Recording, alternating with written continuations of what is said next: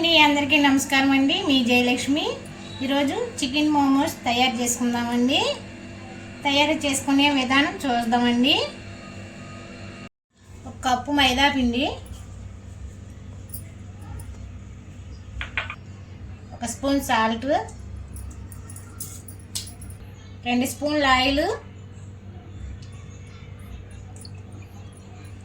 ఇట్లా కలుపుకోవాలండి. Oil, salt ఇవన్నీ పిండి కలిపే వరకు ఇట్లా కలుపుకొని కొంచెం కొంచెం వాటర్ వేసుకొని కలుపుతూ ఉండాలండి. మెత్తగా ఉండాలి పిండి, మెత్తగా ఉంటేనే బాగా వస్తాయి.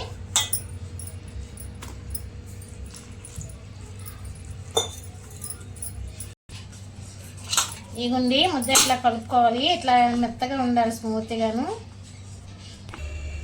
10 నిమిషాల పాటు మూత పెట్టుకుందామండి. నేను 1/4 కిలో చికెన్, బోన్లెస్ చికెన్ తీసుకున్నానండి. నైట్ మొత్తం ఫ్రిడ్జ్లో పెట్టి పొద్దున్నే ఇక మనం దీంట్లో వాటర్, పసుపు, సాల్ట్ వేసుకొని ఉడకబెట్టుకుందామండి. చికెన్ ఇట్లా ఉడకబెట్టుకుంటే అండి నీసు వాసన రాకుండా ఉంటుంది. సాల్ట్ వేసుకున్నాం కదండి, ఇప్పుడు పసుపు వేసుకుందాము. హాఫ్ బాయిల్ అయితే సరిపోద్దండి. చికెన్ ఈ విధంగా గ్రైండ్ చేసుకోవాలండి. గ్రైండ్ చేసుకున్న చికెను,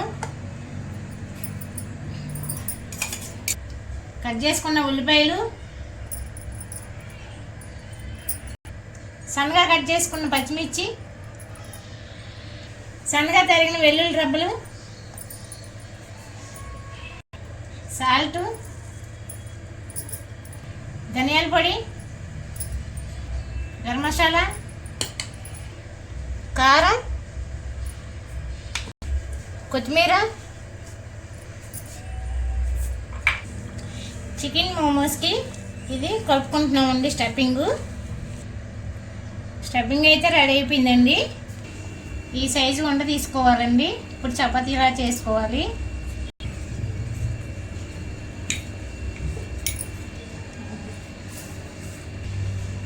స్టఫింగ్ ఇట్లా వేసుకోవాలండి. 2 స్పూన్లు.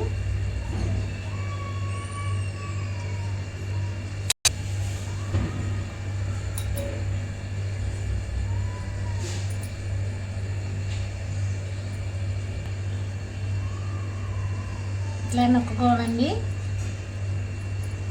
ఇవ్వండి.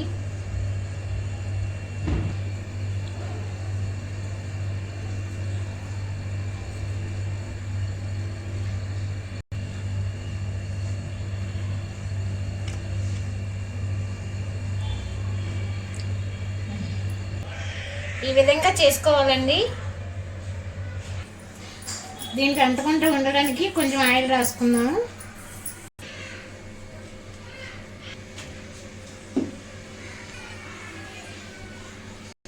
వాటర్ వేడెక్కిందండి, స్టీమ్ చేసుకుందాము.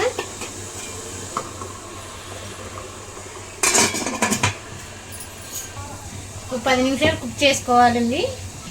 చికెన్ మోమోస్కి సాస్ రెడీ చేసుకుందామండి. ఎండుమిర్చి నానబెట్టి వేసుకున్నామండి. ఇప్పుడు వెల్లుల్లిపాయల రబ్బలు ఒక 5 రబ్బలు, ఒక టమాటా, సాల్ట్, ఇది గ్రైండ్ చేసుకుందామండి. సాస్ రెడీ అయిపోయిందండి. ఇడ్లీ గిన్నె కదండి, చిన్నది కదా, అందుకని 2 వాయి వేసుకుంటున్నామండి. చికెన్ మోమోస్ రెడీ అయిపోయిందండి. మీరు కూడా ట్రై చేయండి. ఈ వీడియో మీకు నచ్చినట్లయితే ప్లీజ్ సబ్స్క్రైబ్ చేయండి.